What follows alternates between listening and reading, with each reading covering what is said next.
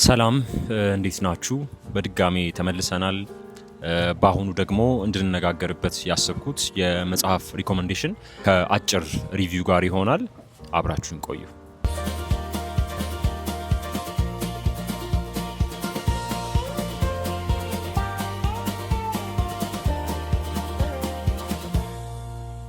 በቅርብ ካነበብኳቸውና በጣም ከወደድኳቸው መጽሐፍት መካከል የሊዮ ቶልስቶይ ዘ ኮንፌሽን የተሰኘው መጽሐፍ ይገኝበታል። እንግዲህ ቶልስቶይን ያው ብዙዎቻችን እንደምናውቀው በሩሲያ ሊትሬቸር ውስጥ ትልልቅ የሚባሉ ሜጀር ስራዎችን ኮንትሪቢዩት ያደረገ በዓለም ላይ እጅግ ተነባቢ ክላሲክ ተብለው ከሚጠሩ ስራዎች መካከል በቀዳሚነት የሚነሱ ስራዎችን ኮንትሪቢዩት አድርጓል።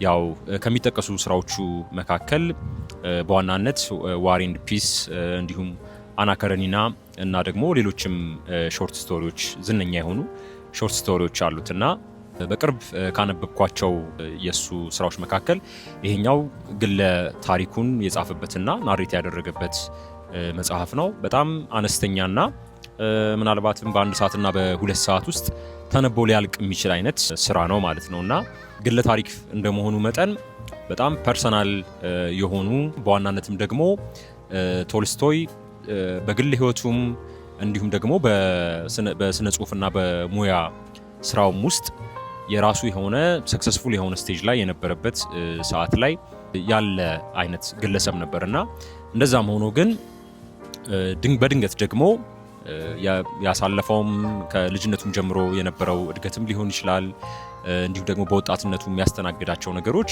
በኋላ ላይ ለሚገጥመው የሚኒንግ ወይም ደግሞ የላይፍ ክራይሲስ ኮንትሪቢዩት ያደረጉ ነገሮች ይኖራሉ ማለት ነው እና በዋናነት ያው በግለ ታሪክ ውስጥ ከሚነሱና እንዲሁ ከሚታወቁ ነገሮች መካከል ያው ኦርፋንድ የነበረ አይነት ሰው ነው። እናቱ በልጅነቱ ነው የሞተችው።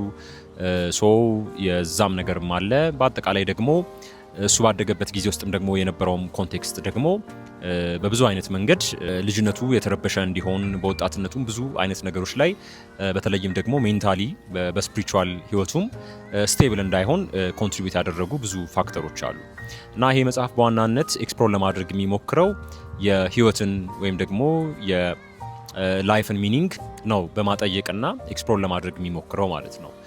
ህይወት ሚኒንግ አለው ወይ የሚለው ነገር ትልልቅ በምንላቸው ሰዎች ኖረው ባለፉ ፈላስፋዎች እንዲሁም ደግሞ የስነ ጥበብ ሰዎች ሙዚቀኞችም ሊሆኑ ይችላሉ።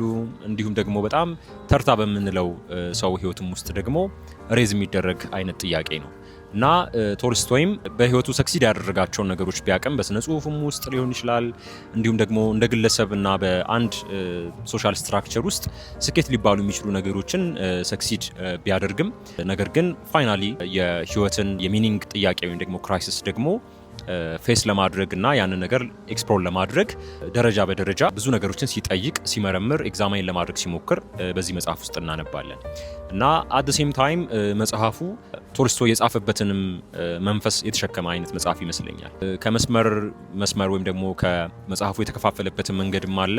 ከቡኳንም ወደ ቡክቱ በሚሄድበትም ሰዓት ላይ ያሉት ትራንዚሽኖች ከአንድ ሀሳብ ከአንድ ኤክስፕሎሬሽን ወደ ሌላኛው ኤክስፕሎሬሽን የሚሄድበትን መንገድም ደግሞ ትንሽ የተረጋጋ አይመስልም እና በሰዓቱ የነበረውን የመረበሽም ስሜትም ደግሞ ሪፍሌክት የሚያደርግ አይነት ነገር ይመስለኛል እና በመጽሐፉ ውስጥ የህይወት ጥያቄ አይቀሬ ነገር እንደሆነ ሰዎች በህይወታቸው ማሳካት የሚፈልጉትንም ነገር አሳኩም አላሳኩም ትውልድ ሲመጣም ትውልድም ሲያልፍም ወይም ደግሞ የምንኖረው ህይወት የእውነት ትርጉም አለው ወይ እንደ ሰው ልጅ እዚህ ምድር ላይ ኤግዚስት ያደረግንበት ምክንያት ምንድን ነው የሚለውን ነገር መጠየቃችን አይቀርም የሚለውን ነገር ግልጽ በማድረግ ይጀምራል ማለት ነው እና እሱም ምንም ያህል በስራዎቼ በኑሮዬ ሰክሲድ ባደርግም ነገር ግን የህይወት ጥያቄ ደግሞ የሚረብሸኝ አይነት ነገር ነው ብሎ ያን ነገር ያነሳል ማለት ነው እና ያደገው በኦርቶዶክስ ክርስቲያኒቲ ውስጥ ቢሆንም ነገር ግን በመጽሐፉም ውስጥ ደግሞ በግልጽ እንደምንመለከተው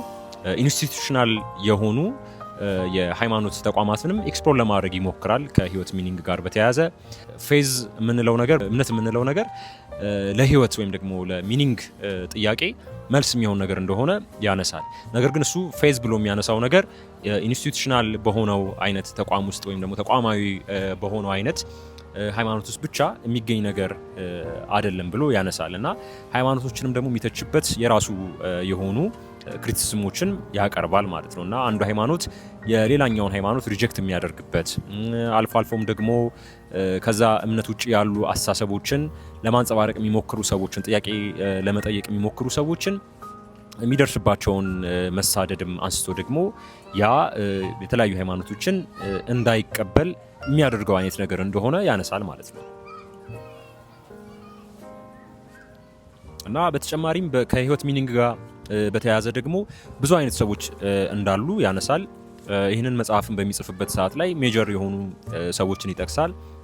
ልክ እንደ ሾፐንሃወር፣ ኢፒኩረስን እንዲሁም ደግሞ ሰለሞንን ያነሳል ከመጽሐፍ ቅዱስ ላይ እና ብዙ ጊዜ በህይወት ውስጥ ይህ ህይወት ሚኒንግ እንደማይሰጥ የሚያውቁ ሰዎች አሉ። ግን አት ሴም ታይም ደግሞ የህይወትን ትርጉም አለመስጠት ተቀብለው ደግሞ ህይወታቸውን መግፋት ስለሚከብዳቸው ያንን ጥያቄ ኢግኖር አድርገው ህይወታቸውን ለመኖር የሚሞክሩ ሰዎች አሉ። አት ሴም ታይም ደግሞ ይሄ ህይወት ትርጉም እንደሌለውም ቢያውቁ ደግሞ ህይወታቸውን ለመግፋት የሚመርጡ አይነት ሰዎች አሉ። ከዛም ውጪ ደግሞ የዚህን ዓለም የህይወትን ትርጉም መስጠትና አለመስጠት ጉዳይ ደግሞ ታክል ለማድረግ ደግሞ እየሞከሩ ደግሞ እየታገሉ የሚያልፉ ሰዎች እንዳሉ ደግሞ ያነሳል ማለት ነው እና ወደ ተለያዩ ሞንኮች ጋር የተለያየ እምነት ወዳላቸው ሰዎች ጋርም ይሄዳል። መጀመሪያ የህይወትን ትርጉም ለማግኘት የሚሞክረው ራሽናል ከሆነው ውስጥ ወይም ደግሞ በሪዝን ከሚደረስበት ነገር ጋር ተነስቶ ይህን ዓለም ለመጠየቅ ይሞክራል። ማቴማቲካል የሆኑ ፎርሙላዎችንም በመሃል ውስጥ ያነሳል እና ነገር ግን ፋይናል የሚደርስበት ኮንክሉዥን ደግሞ ምንድነው? ራሽናል በሆነው መንገድ ከሄድን የህይወትን ሚኒንግ እና የህይወትን ትርጉም ለማግኘት በጣም አስቸጋሪ ነው። ስለዚህም የህይወት ትርጉም የሚገኘው ኢራሽናል ከሆነው ነገር ውስጥ ነው እና ብዙ ሰዎች ደግሞ በሰላም ኖረው እንዲያልፉ የሚያደርጋቸውና የህይወትን ትርጉም ጉዳይ በልባቸው ውስጥ እንዲያርፍ ሳይረበሹ በሰላም እንዲኖሩ ያደረጋቸው ነገር ፌዝ ነው ብሎ የፌዝን አስፈላጊነት ያነሳል ማለት ነው። ግን ያ ፌዝ ደግሞ ማይሰራላቸው ሰዎች ሊኖሩ እንደሚችሉ ያስባል። የህይወትን ሚኒንግ መፈለግ ያለብን ህይወት ትርጉም የለውም ከሚሉ ሰዎች ወይም ደግሞ በህይወት ተስፋ ከቆረጡ ሰዎች መሆን አይገባውም የሚል ድምዳሜ ላይ ደግሞ ደርሶ የህይወት ሚኒንግ አለው ብለው የሚያስቡ ሰዎች ጋር ሄዶ ለመጠየቅ፣ ለመማር፣ ኤክስፕሎር ለማድረግ ይሞክራል እና የተለያዩ የእምነት ተቋማትንም ለመመርመር ይሞክራል። አት ዘ ሴም ታይም ግን ብዙዎቹ ላይ ያገኘው ጉድለትና እነዛን የእምነት ተቋማትና አማኞች ደግሞ የሚተችበት ምክንያት ደግሞ ምንድነው? ክርስቲያኒቲንም ቢሆን ወይም ደግሞ ሌሎችንም ትራዲሽኖችንም ቢሆን ደግሞ ሪጀክት የሚያደርግበት ምክንያት ምንድነው? እነዚህ ሰዎች እምነትን ወይም ደግሞ ፌዝን የተቀበሉት ምናልባትም ከዚህ ዓለምና ከዚህ ህይወት በኋላ ያለውን ነገር በመፍራት እንዳመኑ አይነት ነገር ያነሳል ማለት ነው። ነገር ግን እነዚህ ሰዎች እምነትን ሊጠቀሙ ይገባ የነበረው ይሄ ህይወት ትርጉም አይሰጥም እና ትርጉም ሊሰጥ የሚችለው በእምነት መነጽር ብቻ ካየነው ነው የሚለውን ነገር በመተማመን አይደለም። ጭራሹኑ ህይወት ሚኒንግ አለው ወይስ የለውም የሚለውንም ነገር ሳይጠይቁ ነው ወደ ፌዝ እና ወደ እምነት የሚሄዱት የሚለውን ነገር ስቴት ያደርጋል ማለት ነው። በዚህ ምክንያት አይቀበለውም እና ፋይናሊ ግን ከብዙ ጀነሬሽኖች በፊት የነበሩ ጀነሬሽኖች ወይም ደግሞ እሱ ብሬቭ ሜን ብሎ የሚጠራቸው ጀግና ወንዶች አሉ። እነዛ ጀግናዎች የህይወትን ሚኒንግ ይሰሩልናል። እኛም ደግሞ እንደ አዲስ ጀነሬሽን ደግሞ ስንቀላቀል ደግሞ በዛ ለህይወት በተሰራውና በተበጀው አይነት ትርጉም ውስጥ ደግሞ ሰርቫይቭ እናደርጋለን ብሎ ጀግና የሚባሉ ወንዶችን ወይም ደግሞ ከትውልድ በፊት የነበሩ ሰዎችንና ይህ ዓለም ትርጉም እንዲሰጥ ያደረጉ ሰዎችን አንስቶና ሜንሽን አድርጎ ያልፋል ማለት ነው እና ፋይናሊ ግን የህይወትን ትርጉም የሚያገኘው ወይም ደግሞ ሪል አሳምነውኛል ብሎ የሚያነሳቸው ሰዎች ገበሬዎች ወይም ደግሞ ይሄ ፎርማል በሆነ አይነት የጉልበት ስራ ውስጥ ያለፉ ሰዎች ሞትንም ሊሆን ይችላል፣ ጉዳትንም ሊሆን ይችላል፣ ፔንም ሊሆን ይችላል። እነዚህን ሁሉ ነገሮች ሳይፈሩ ተቀብለው በሙሉ ልባቸው ተቀብለው ለመኖርና ሰርቫይቭ ለማድረግ ፋይት የሚያደርጉ ሰዎች ጋር ነው ትክክለኛው የህይወት ሚኒንግ ያለው ብሎ እነዛን ሰዎች ያነሳል ማለት ነው እና በአጠቃላይ ይሄ መጽሐፍ በጣም አጠር ያለ መጽሐፍ ነው።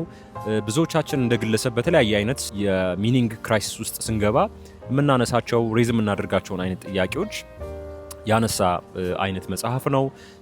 ሻይ ቡና እያላችሁ በአጭር አይነት ንባብ ውስጥ የሚነበብ አይነት መጽሐፍ ነው። እንደምትወዱት ተስፋ አድርጋለሁ። ይመቻችሁ።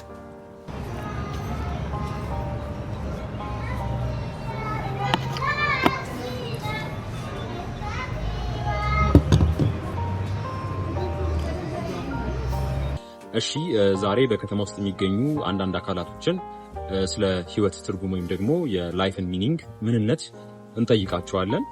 የእናንተ የህይወት ሚኒንግ ምንድን ነው?